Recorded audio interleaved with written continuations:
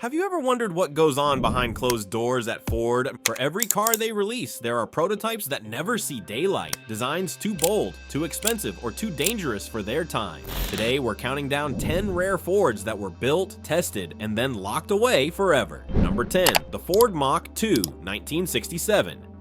It was the Mustang that never was, a mid-engine monster born in Detroit's most daring decade. In 1967, Ford engineers decided to see how far they could push America's favorite pony car. The result was the Mach 2, a sleek, low-slung machine that looked more like something you'd find in Le Mans than on Main Street. Under the rear deck sat a 289 cubic inch V8 paired to a close ratio 4-speed manual, good for 0 to 60 in under 4 seconds. That's not just impressive for the 60s, that's supercar territory even today. Inside, everything screamed race car, thin-rimmed steering wheel, bucket seats with full harnesses, no heater, no radio, no nonsense, just speed. Ford built 2 running prototypes and planned to sell maybe 50 a year to die-hard enthusiasts who wanted the ultimate Mustang. But that dream didn't survive reality. Insurance companies were already cracking down on high-performance cars. Safety regulators were circling, and Ford's legal team had nightmares about liability. By 1968, the Mach 2 was dead. One prototype destroyed in testing, the other locked away in Ford's private collection. It remains a haunting glimpse of what the Mustang could have become if Detroit had followed its wildest instincts. Number 9.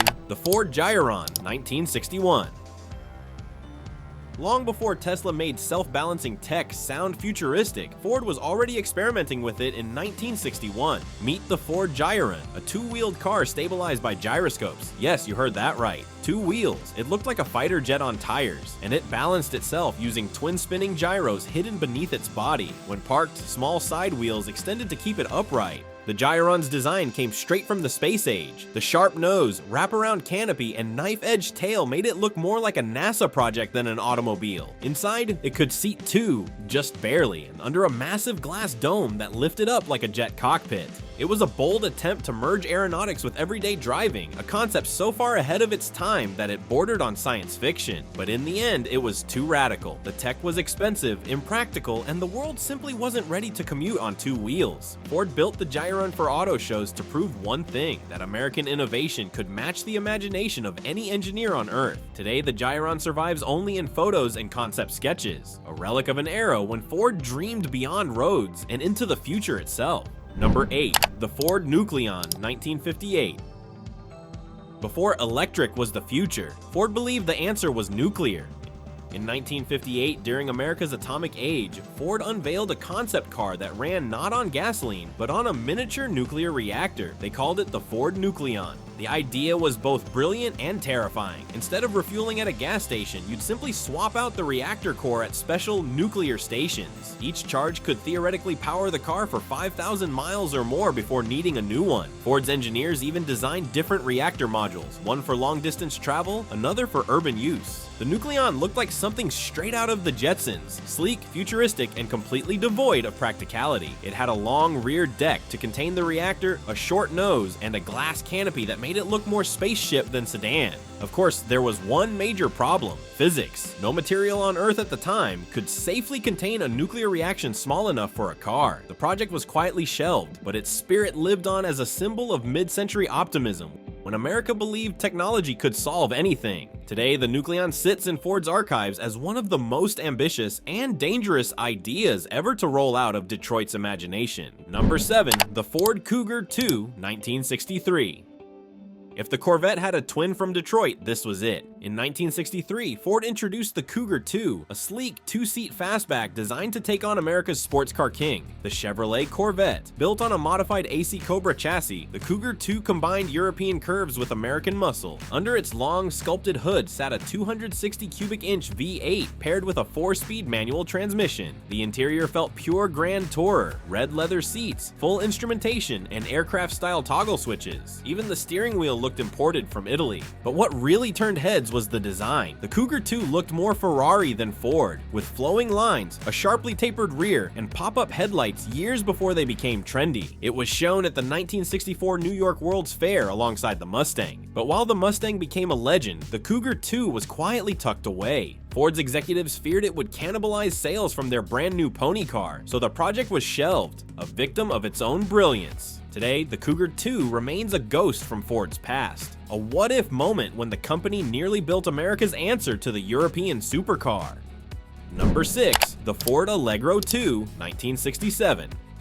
In the mid-60s, Ford's design studios were obsessed with the future. Out of that obsession came the Allegro II, a concept that looked less like a car and more like an alien artifact. Built in 1967, it was Ford's radical vision of what performance and elegance could look like 20 years ahead of its time. The Allegro II had a dramatic fastback shape, a massive wraparound windshield, and a cockpit-style interior where the driver sat low and cocooned. Every line screamed speed. Under the skin, it wasn't just a showpiece. Ford engineers fitted it with a 289 cubic inch V8 and a lightweight fiberglass body to match. It was powerful, agile, and light, a combination that would later define American sports cars of the 1970s. But there was one problem. The Allegro II didn't fit anywhere in Ford's lineup. It wasn't practical enough for mass production, and it didn't justify the price tag of a luxury GT. So it was used for design research, influencing future models like the Mustang Mach 1 and the Torino GT before being retired to Ford's archives. Today, the Allegro II stands as a reminder of the moment Ford dared to blend art, power, and science into one rolling sculpture,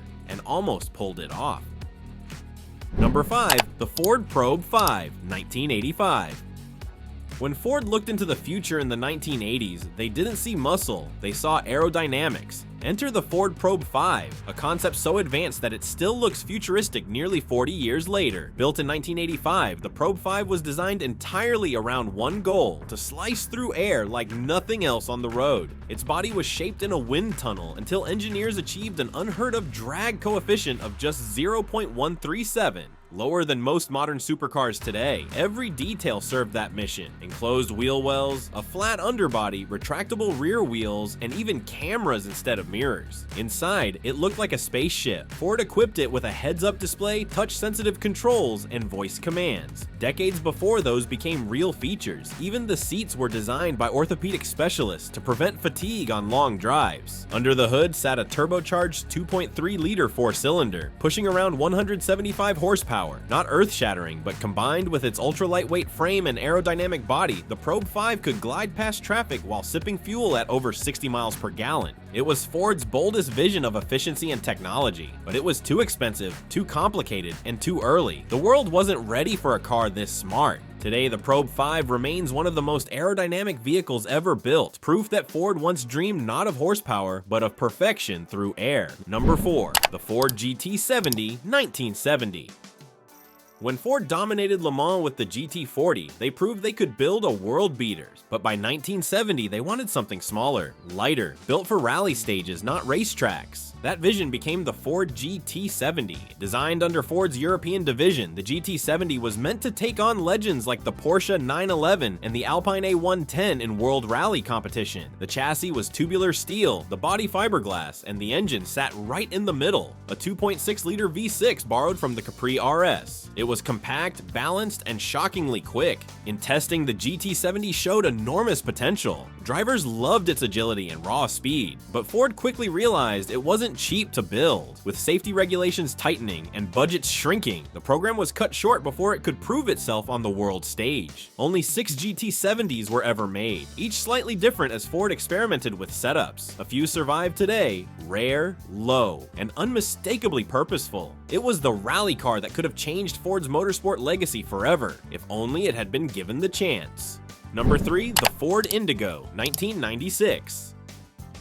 By the mid-1990s, Ford was done playing it safe. They wanted to show the world they could build a supercar that could stand toe-to-toe with Ferrari and McLaren. The result was the Ford Indigo, a concept so extreme it made production sports cars look tame. The Indigo's design came straight from the racetrack. Its carbon fiber monocoque chassis, pushrod suspension, and 6.0-liter V12 engine were all derived from IndyCar technology. The body was a sculpture of speed, a low, razor-sharp nose, narrow cockpit, and a long, tapering tail. Every vent and curve existed for one purpose: performance. Inside, it felt more jet fighter than car. You didn't open doors. You lifted an entire canopy and climbed over the side. The steering wheel was removable. The seats were fixed to the chassis, and the dash displayed only what mattered at 200 miles per hour. Ford actually planned to build around 100 units at roughly $200,000 each, and they weren't bluffing. Multiple prototypes were tested, and journalists who drove them called it one of the most raw, precise cars they'd ever experienced. But just as production loomed, a new CEO shifted Ford's focus toward trucks and SUVs. Overnight, the Indigo was dead. It remains one of Ford's boldest missed opportunities, a supercar that could have rewritten the 1990s performance wars, but never left the starting line.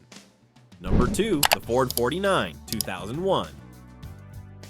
In 2001, Ford did something no one expected. They built a concept car that was both futuristic and nostalgic. It was called the Ford 49, a modern reinterpretation of the company's classic post-war coupe from 1949. At first glance, it looked like a time machine. Clean, smooth, and unmistakably retro, but under the surface it was packed with cutting-edge engineering. The 49 rode on a modified Lincoln LS platform powered by a 3.9-liter V8, sending 252 horsepower through a 5-speed automatic. The proportions were perfect. Long hood, chopped roofline, and a low, confident stance that gave it presence without arrogance. Inside, Ford blended the past and the future. Aluminum accents, minimalist controls, and retro-style gauges with modern tech underneath. It was elegant, restrained, and deeply American. The kind of design that made people stop and stare. Critics loved it, Ford fans loved it, but the accountants didn't. The cost to bring it to production would have been massive, and executives feared it wouldn't fit any of Ford's core markets. So the 49 remained a dream, a one-off that proved Ford could still blend heritage and innovation better than anyone. Today, the 49 sits quietly in Ford's archives, a reminder of a moment when Detroit remembered its soul. Number 1, the Ford GT40 Mark V. 1968. It was supposed to be Ford's next great supercar, the road-going evolution of the machine that humiliated Ferrari at Le Mans. After the GT40's dominance on the racetrack, Ford engineers wanted to create a street-legal version that captured the same DNA. The result was the GT40 Mark V, lighter, more refined, and just as lethal. Under the skin sat a 7.0-liter V8, producing around 485 horsepower in a car that weighed barely 2,000 pounds, 0 to 60 in under 4 seconds. Top speed over 200 miles per hour in 1968. It was the kind of performance that could have redefined what an American car was capable of. Inside, it was unlike any GT40 before it. Gone was the stripped-out racer interior, replaced by leather-wrapped panels, machined aluminum gauges, and seats meant for long-distance drives rather than pit stops. It was a Le Mans winner turned Grand Touring masterpiece. Ford was ready. The prototypes were built, the marketing materials prepared, and customers lined up. Over 300 orders from collectors, racers, and celebrities. Then, almost overnight, the project was killed. Henry Ford II had made his point by beating Ferrari. The racing program was over, and the company's focus shifted back to mass-market cars. Only 7 Mark V prototypes were ever built. Most were destroyed or dismantled. One pristine survivor sits in a private collection, a living echo of the supercar Ford should have built.